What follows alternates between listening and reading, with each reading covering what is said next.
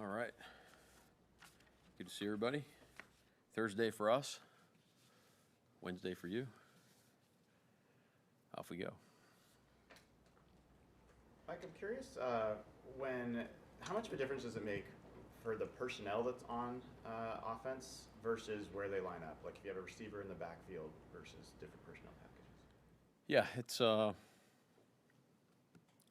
it's week to week, who you're playing, what defense you're in.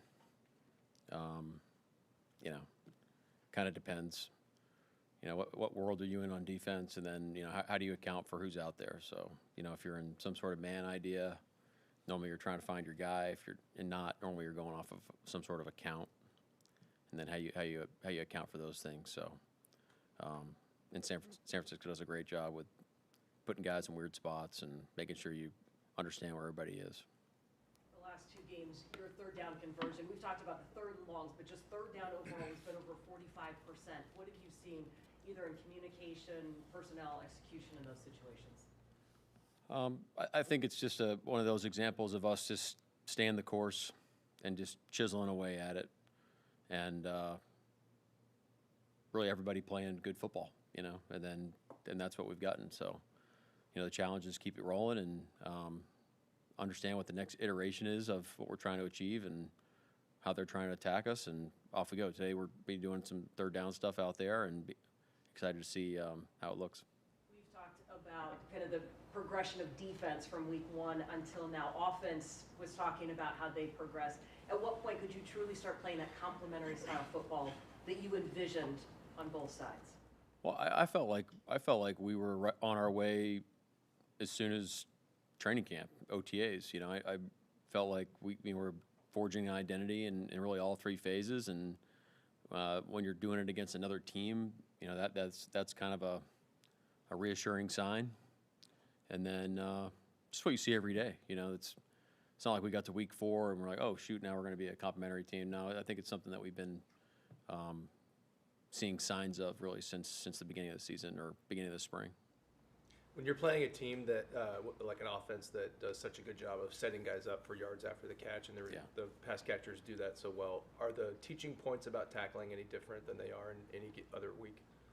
Well, I'd say it's kind of like a principles methods thing. Like the principles are the same. I mean, they're probably the best run after catch team in the league. I don't know how the stats back that up, but it feels like perennially that's the case with this offense.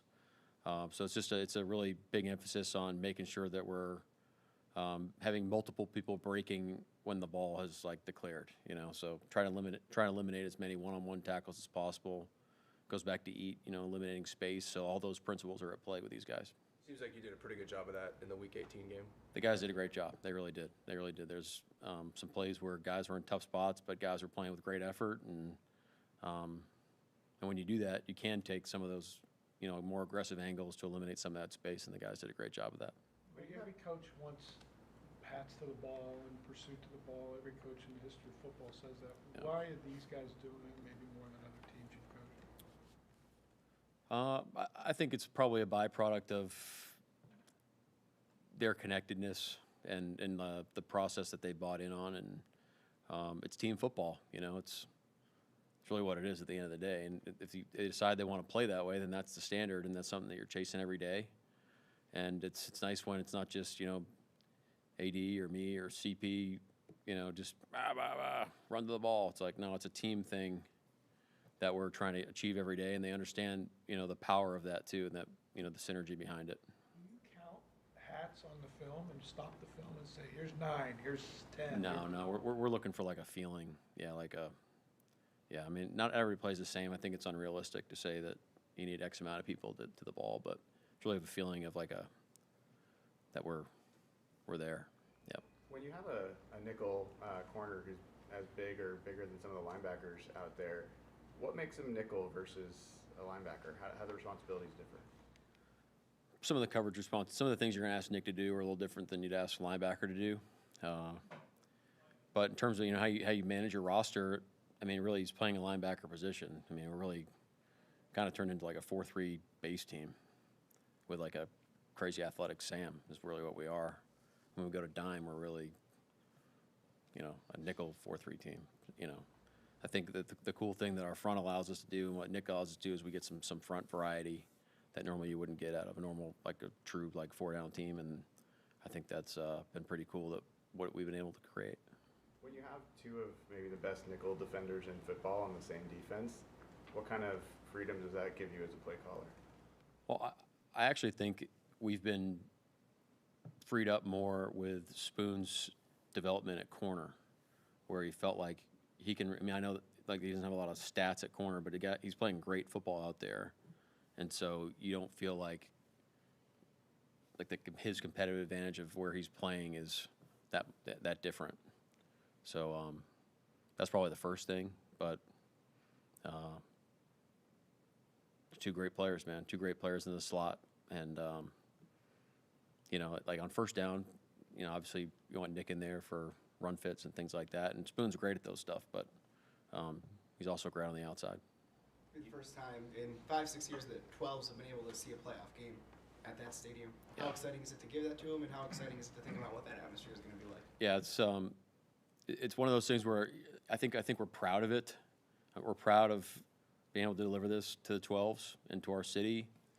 We're excited about it, you know, but it also is like in the future, you know. So like right now it's on our minds, but really we're focusing on doing the proper preparation so we're ready to go. But it's great, man. It's awesome. I mean, it's not like one of your absolute goals throughout the year. Like, this isn't having a home playoff game doesn't guarantee a championship or all those things that you're really shooting for, but it really is part of the things that we do want to,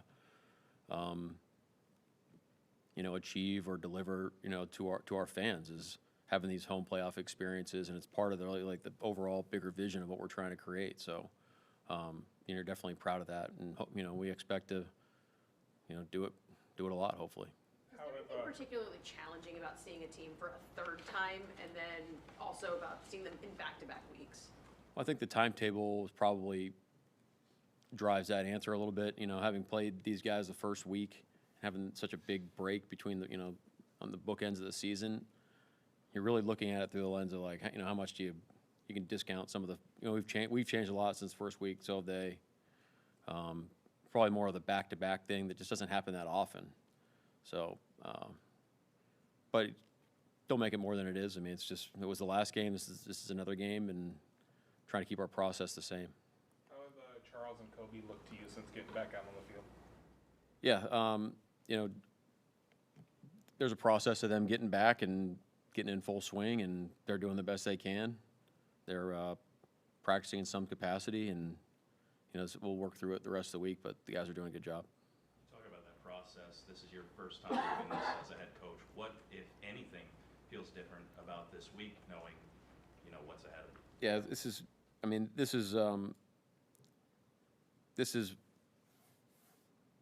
how do I put this? This is the message, right? It's the playoffs, but this is week 19. This is week 19. This is the 19th week of the season for us. I think that's right. You know, week 19, and it's Thursday. So I'm thinking about how we're going to play the red zone today, and some of the early down stuff we got to fix from yesterday, and how third down game plan looks in all phases. And that's what I expect our team to be thinking about, is what can we accomplish right now within our power to get ready for our week 19 game. You know, you start making it bigger, and you start including all the other stuff out there that takes you away from how we want to play and how we want to operate. So, you know, that's how we approach it. For coaches who really know the X's and O's, but maybe are struggling to figure out how to teach that to their players and really convey their scheme and their idea, their vision, what advice would you give coaches coming up in that way? Need reps. You got to put yourself out there. And there's a lot of meetings in my past where it's not very good coaching. I still have meetings now where you leave the meeting and you're like, shoot, that wasn't good enough. You know, I could have taught that better.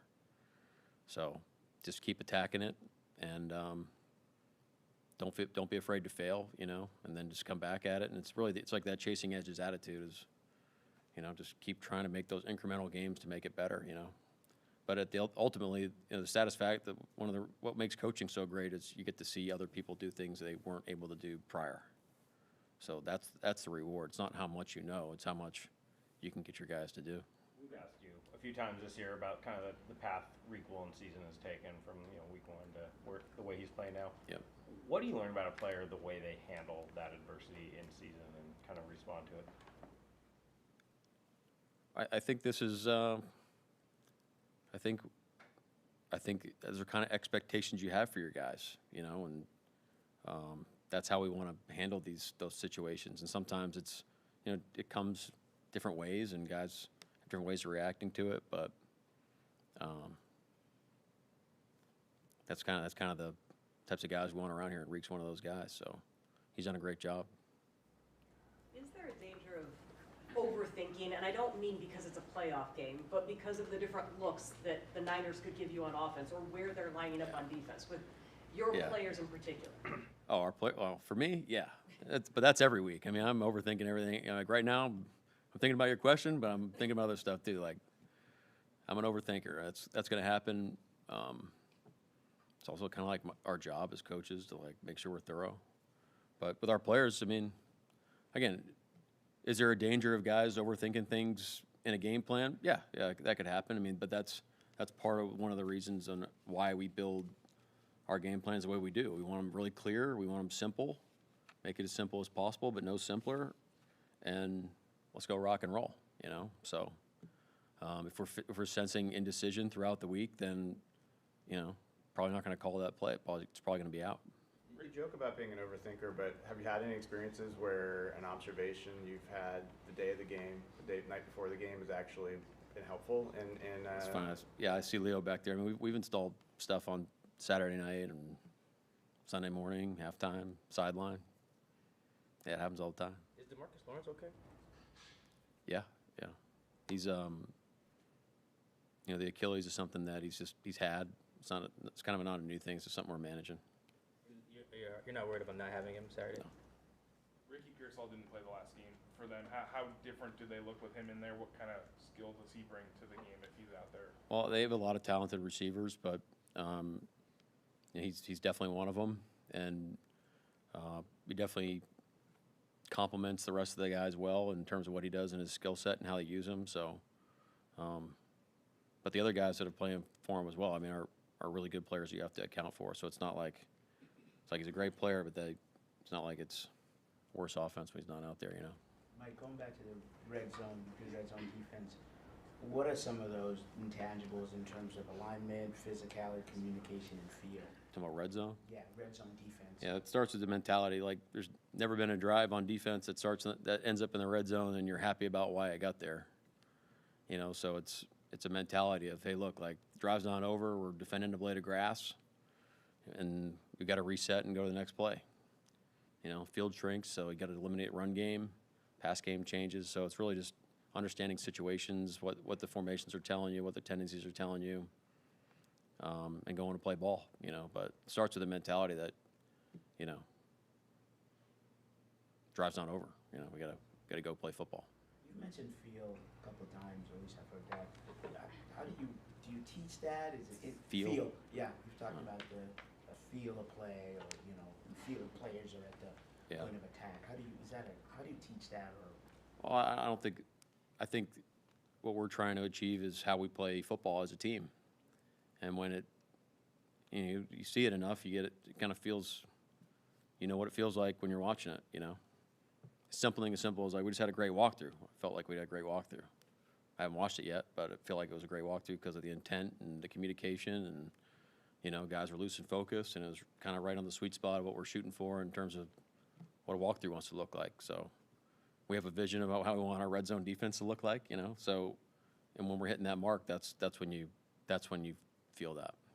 Back to Witherspoon, Julian Love says he's probably your favorite player. Witherspoon's probably your favorite player. What is Say that one more time. Julian Love thinks that Witherspoon's your favorite player. Oh. That's what he told us. You're playing favorites there, I guess. What is it about him that makes it so attractive for a coach? Talking about Spoon? Yeah. I could go on for a long time, but it starts with his passion for the game and the process. I think I think he loves his teammates, he loves his team, so there's not, there's a selflessness behind what he does as well, and like, he's an incredible competitor, and that comes out with like the standard of what he expects from himself and the rest of the team. So, I mean, he's a big, great, fun-loving personality, but at the end of the day, he expects us to play great football, and his actions back that up, you know, and so that's contagious in how he plays. You can't turn our tape on and watch 21 play and have any inkling of an idea that it's okay to not play with your hair on fire 1,000 miles an hour every play. So, and he's incredibly smart too. Like, he gets it. He sees things. He's reactive. He's inquisitive. He cares about it. He wants to learn. I mean, sounds like a guy you want to coach. Was it an intended consequence that when you put him and Rory in the roles you have, that Witherspoon would go back outside and be more of a corner? Is that kind of evolved? Well, yeah, our vision for Nick on early downs was to play nickel, and the byproduct of that was Spoon going outside, and by doing that, he's going to get a lot of reps outside, you know, probably threefold more than he got last year, and I think his play reflects that. But it's the same attitude that he's just going to keep chipping away at it until he becomes great at that skill set, and I think that's what he's done. You said he's grown in terms of the outside stuff. Like, what are some specifics you've seen there? Just playing it, like, just technique, you know, your day-to-day, what it takes to play outside corner, you know. Yeah, I wasn't really thinking anything specifically. You use the phrase loose and focused. That's one we hear from you, from players a lot. Like, Yeah. for you as a head coach, where's kind of finding the balance there of like, okay, we got to be serious and get the football stuff done, Yeah. versus letting them have a little fun with it too? Yeah, we got to be us. I mean, it's just, you know, think about how would you want your experience to be at work? Like, do you want to walk around all rigid, afraid that you're going to get yelled at about because you're not walking in the right direction, or you said the wrong thing, or don't you want, you know, hey, I meant the right, you know, my intent is right, you know, so work with me. That's what we expect from our players and our coaches, for that matter. And then let's enjoy each other, you know, let's get after it. And then you're not like hunting for fun. You're hunting for the process and the feeling of what you do. And then the byproduct of that is fun. Now it is fun now to go to work every day because of how we operate. It wasn't necessarily fun last May, you know, but now it is. Anything else? Thank you. Okay, all right, thank you.